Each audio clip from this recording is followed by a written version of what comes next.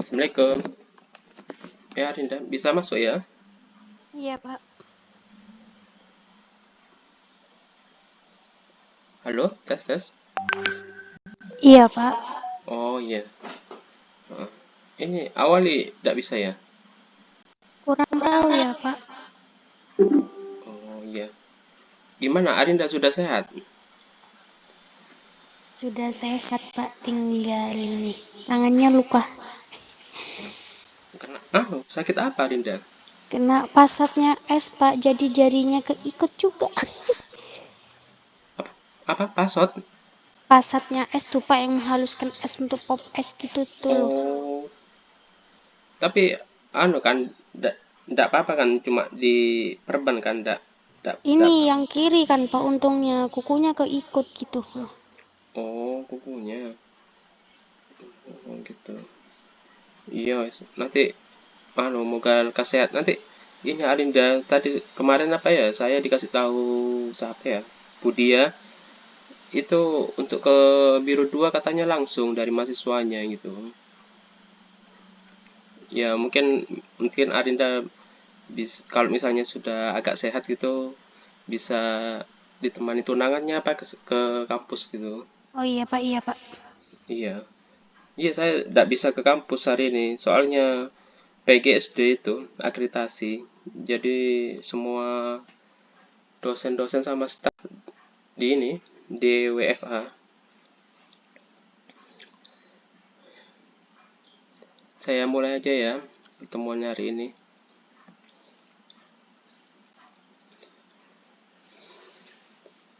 Baiknya saya mulai pertemuan hari ini untuk mata kuliah ekologi hewan. Bismillahirrahmanirrahim. Assalamualaikum warahmatullahi wabarakatuh.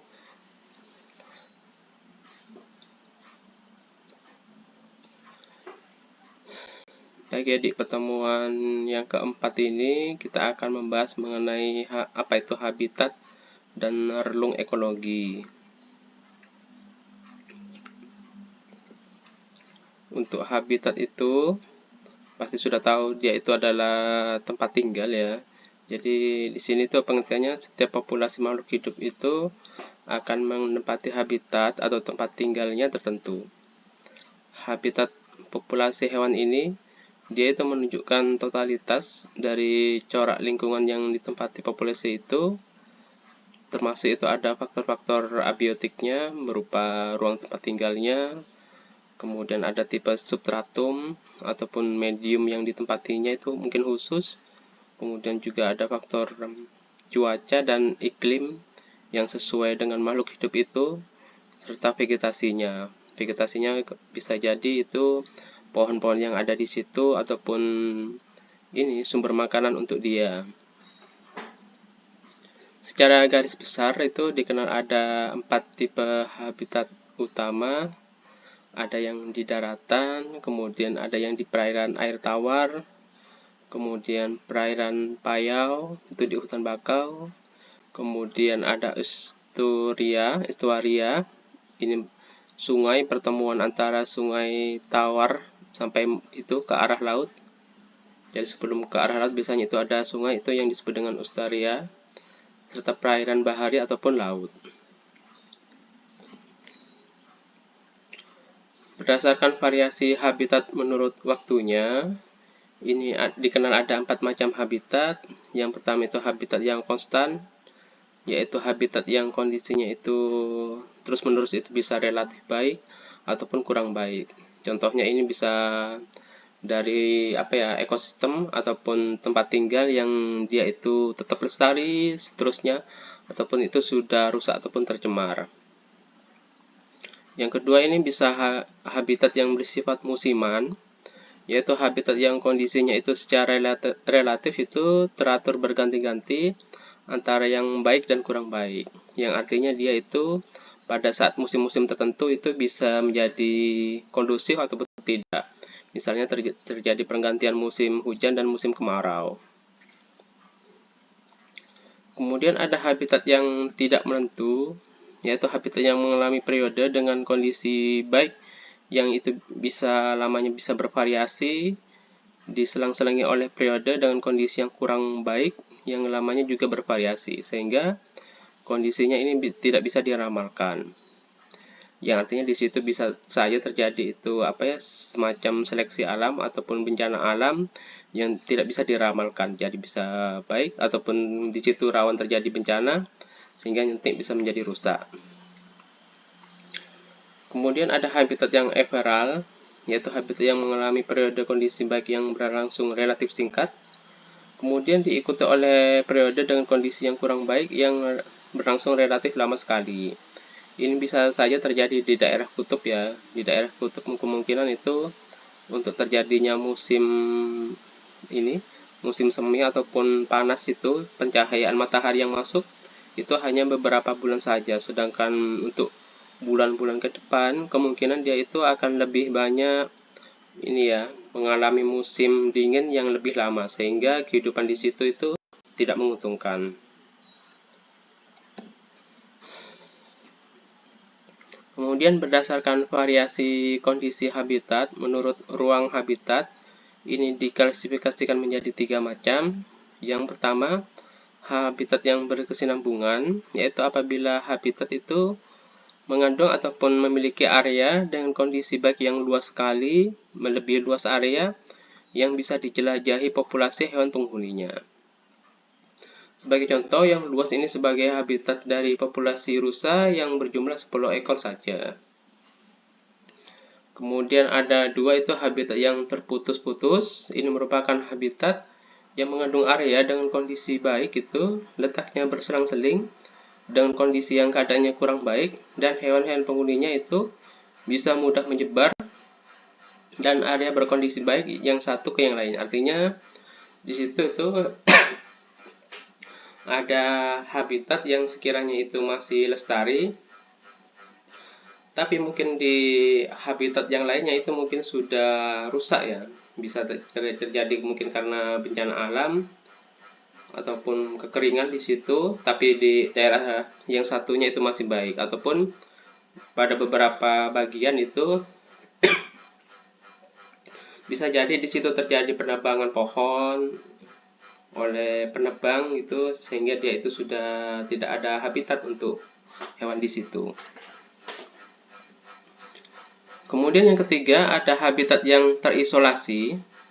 Ini merupakan habitat yang mengandung area berkondisi baik yang terbatas luasnya dan letaknya itu bisa terpisah jauh dari area yang berkondisi baik yang lain, sehingga hewan-hewan itu tidak bisa menyebar untuk mencapainya, kecuali dia itu didukung oleh faktor kebetulan. Misalnya pulau kecil yang dihuni oleh populasi rusa, bila makanannya sudah habis, maka rusa ini akan pindah ke pulau lainnya. Jadi itu kalaupun sudah suatu kondisi itu tidak mungkin untuk ditinggali, maka hewan itu akan pindah. Kemudian pulau kecil bagi populasi burung, ini merupakan bukan habitat terisolasi karena burung itu bisa berpindah dengan mudah ke pulau lain. Dan lebih cocok ini disebut habitat yang terputus.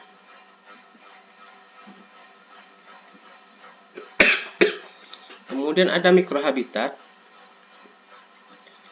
Mikrohabitat ini adalah populasi hewan yang mendiami habitat akan terkonsentrasi di tempat-tempat dengan kondisi yang paling cocok bagi pemenuhan persyaratan hidupnya masing-masing. Jadi hewan-hewan itu dia akan menempati habitat dengan kondisi lingkungan ataupun daya dukung lingkungan yang itu sangat cocok bagi dirinya. Bila tidak, maka dia akan pindah ke tempat yang lain. Tunggu ya sebentar.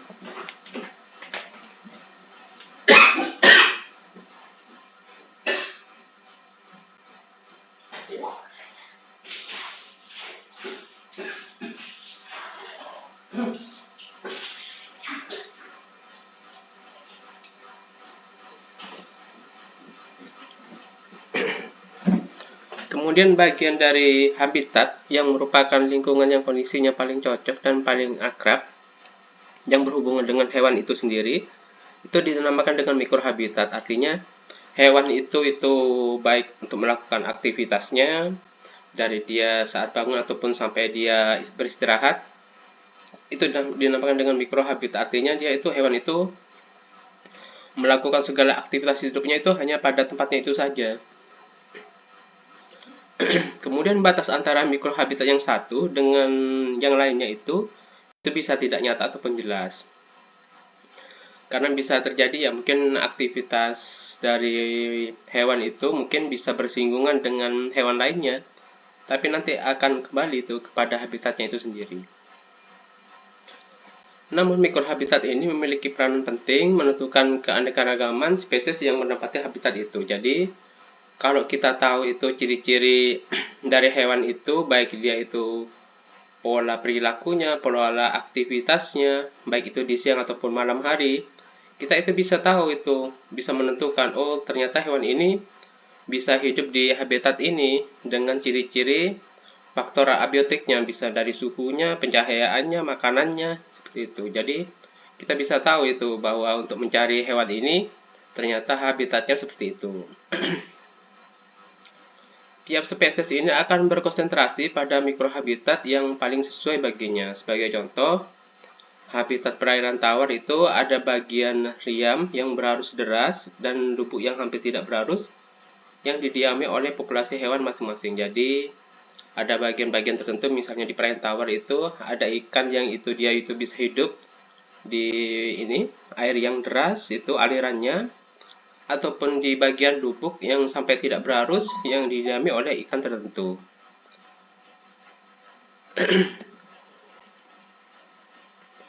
Kemudian ada relung ekologi ataupun disebut dengan niche ini istilahnya itu. Menurut relung ekologi ini merupakan konsep abstrak mengenai keseluruhan persyaratan hidup dan interaksi organisme dalam habitatnya. Dalam hal ini, habitat ini merupakan penyedia berbagai kondisi dan sumber daya yang bisa digunakan oleh organisme sesuai dengan persyaratan hidupnya.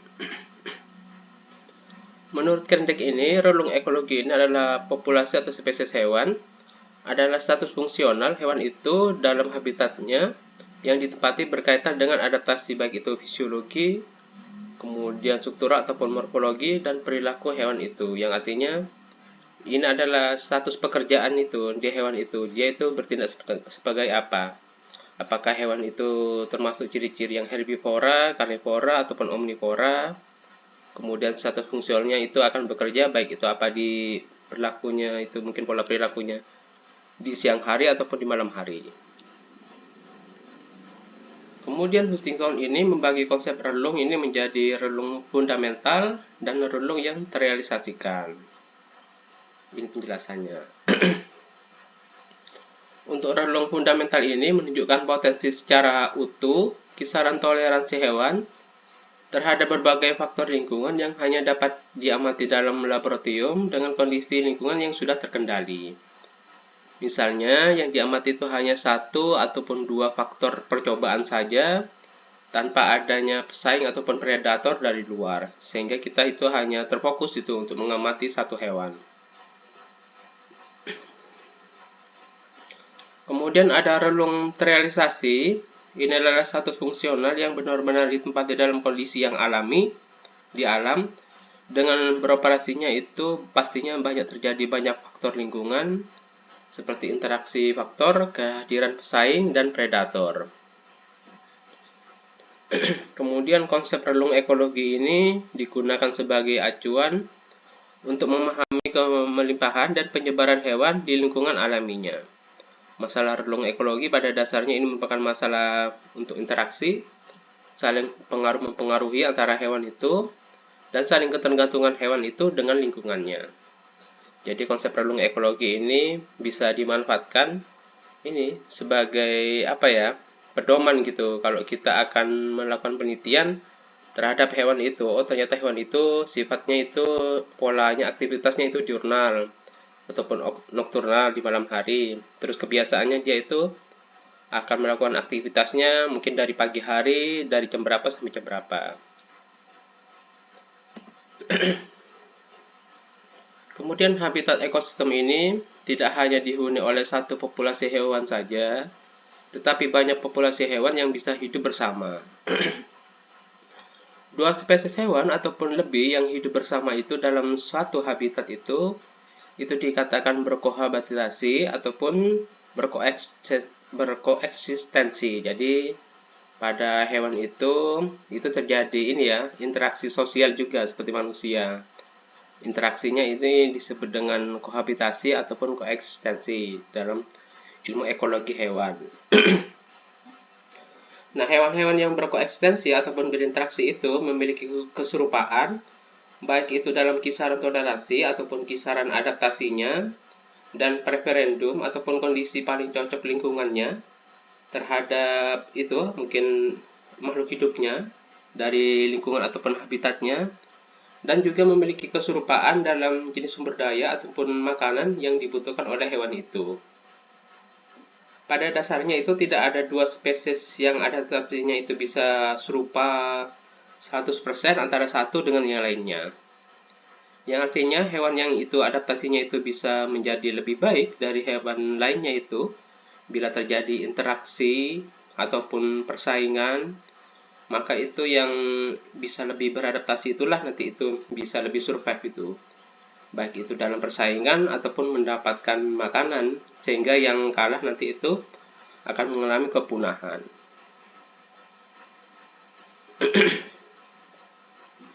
Kemudian ada asas eksklusi persaingan dan pemisahan relung. Dengan adanya interaksi persaingan antar spesies itu dalam relung ekologi, artinya itu interaksi dalam spesies itu ya bukan hanya bersifat mutualisme, bisa terjadi juga persaingan. Kemungkinan itu tidak akan berkoeksistensi ataupun berinteraksi dalam habitat yang sama secara terus-menerus. Artinya, dia itu ada populasi itu yang nantinya dia itu akan meninggalkan habitat itu karena kalah itu dengan populasi lainnya itu untuk mendapatkan sumber dayanya, baik itu makanan ataupun habitat ataupun lainnya. Hal ini menunjukkan bahwa relung ekologi itu tidak dapat ditempati secara simultan ataupun bersamaan dan sempurna oleh populasi stabil lebih dari satu spesies. Jadi hanya satu spesies itulah itu yang bisa menempati habitat itu, yang bisa beradaptasi, sedangkan spesies lainnya yang tidak mampu beradaptasi, dia akan pergi. Pernyataan ini dikenal sebagai asas eksklusi persaingan ataupun aturan Gauss. Sehubungan dengan asas tersebut, menurut asas koeksistensi, beberapa spesies yang bisa hidup lama dalam habitat yang sama ialah spesies-spesies yang relung ekologinya itu berbeda-beda. Artinya, jika spesies itu misalnya sumber daya yang dia butuhkan itu berbeda, misalnya antara herbivora satu dengan lainnya, jenis makanannya itu mungkin satu pemakan biji, kedua itu pemakan rumput, ketiga mungkin pemakan buah-buahan, itu makanannya berbeda, maka dia itu bisa berinteraksi lebih lama di satu habitat itu. Kemudian Darwin menyatakan bahwa makin besar perbedaan yang diperlihatkan oleh berbagai spesies yang hidup dalam tempat, makin besar pula itu jumlah spesies yang bisa hidup di tempat itu. Pernyataan ini dikenal sebagai asas divergensi ataupun asas penyebaran. Kemudian ada ekivalen ekologi. Kehidupan berbagai jenis hewan di berbagai tempat itu ditemukan spesies hewan yang serupa hidup di daerah topografi yang berbeda. Artinya hewan ini ternyata itu harusnya dia itu mungkin hidupnya di Malang. Oh, ternyata dia itu masih apa ya? Bisa hidup di situ Bondo itu mungkin di Taman Baluran. Ternyata dia itu kisaran toleransinya itu lebih luas. Itu biasanya disebut dengan makhluk hidup kosmopolit itu. Artinya bisa hidup di mana saja. Misalnya menemukan cacing di mana saja, ini contohnya dengan habitat tanah lembab dan dengan relung ekologi yang serupa. Jadi hewan-hewan ini ternyata sifatnya bisa kosmopolit. Jenis-jenis hewan yang menepati relung ekologi yang sama dalam habitat yang serupa di daerah geografi yang berbeda itu disebut dengan ekivalen ekologi. Secara umum, ekivalen ekologi ini dikenal dari kemiripan yang diperlihatkan hewan tersebut dalam hal baik itu adaptasi morfologisnya, bentuk tubuhnya, serta pola perilakunya. Sebab berbagai adaptasi hewan ini adalah kemampuan hewan untuk memanfaatkan sumber daya di dalam lingkungan ataupun habitatnya. Sedangkan hewan-hewan yang ini ya mungkin ya hanya dijumpai pada suatu habitat saja, ini kebalikannya. Dia itu berarti dia hewan itu bersifat endemik, artinya dia itu hewan itu langka gitu. Jadi dia itu hanya bisa hidup pada daerah itu yang kemungkinan kisaran toleransinya itu lebih sempit itu. Mungkin jadi jenis makanannya, cuacanya mungkin yang lebih dingin ataupun sejuk, sehingga dia bisa tinggal di situ. Kemudian ada pergeseran ciri, spesies hewan yang berkerabat dekat, satu marga ataupun genus lainnya itu bisa ditemukan pada habitat ataupun daerah yang penyebarannya sama. Ini sifatnya simpatrik. Ataupun ditemukan pada daerah yang penyebarannya itu berbeda, alopatrik. Jadi pada habitat yang sekiranya itu sama, maka itu akan ditemukan nih berbagai hewan itu dalam satu tempat, tapi bisa juga ditemukan pada berbagai tempat yang berbeda, itu disebut dengan alopatrik. Jika spesies hewan yang berkerabat dekat ini ditemukan dalam keadaan simpatrik ataupun keadaan habitat yang sama, seleksi alam itu yang terjadi di situ, baik itu bencana alamnya, itu akan menghasilkan ciri-ciri tubuh yang mencolok perbedaannya. Jadi di situ mungkin kemungkinan terjadi seleksi alam mungkin dari bencana alam ya. Kemungkinan itu dia itu akan survive untuk menghasilkan keturunannya, dan keturunannya itu ternyata memakan makanan jenis makanan yang berbeda, misalnya dari berbagai biji-bijian, ada yang biji besar, biji kecil.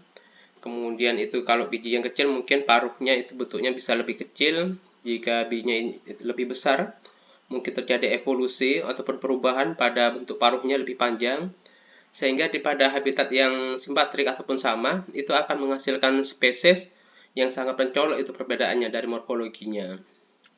Dan ini dikatakan mengalami evolusi yang divergen ataupun evolusi mengerucut.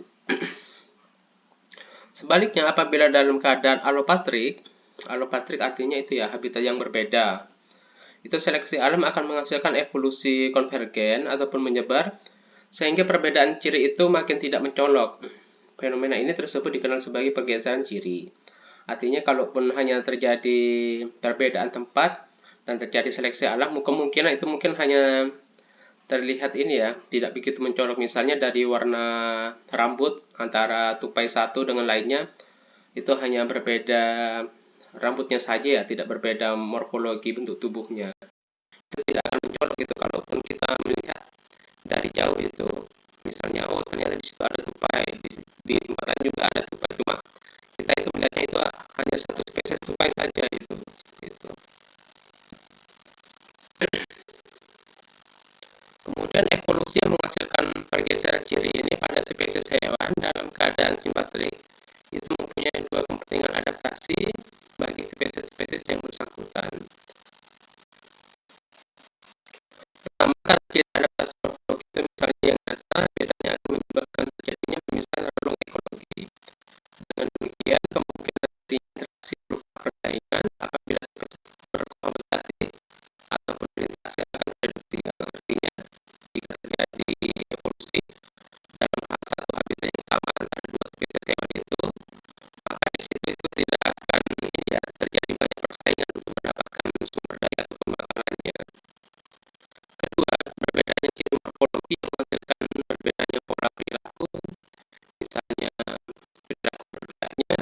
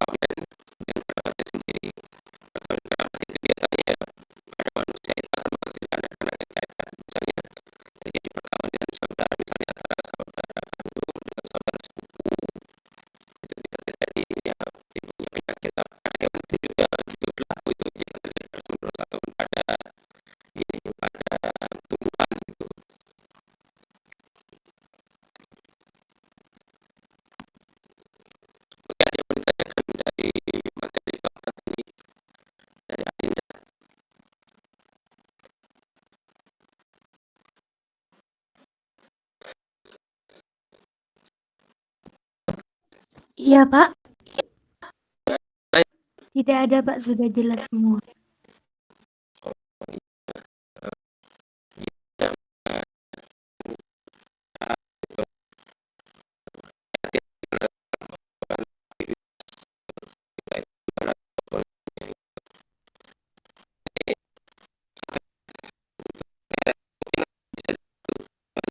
Iya, Pak. Ini bentar lagi mau ngurus kok. Nunggu Mbak Nurul.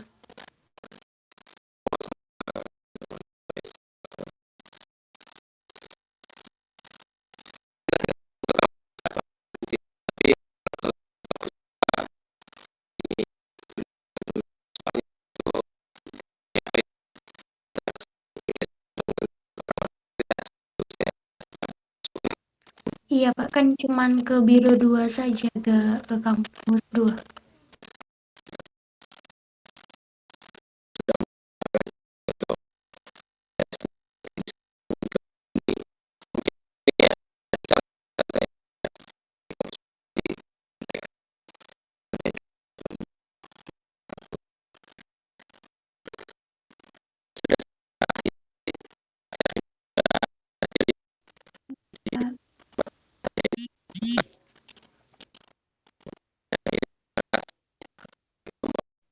Waalaikumsalam warahmatullahi wabarakatuh.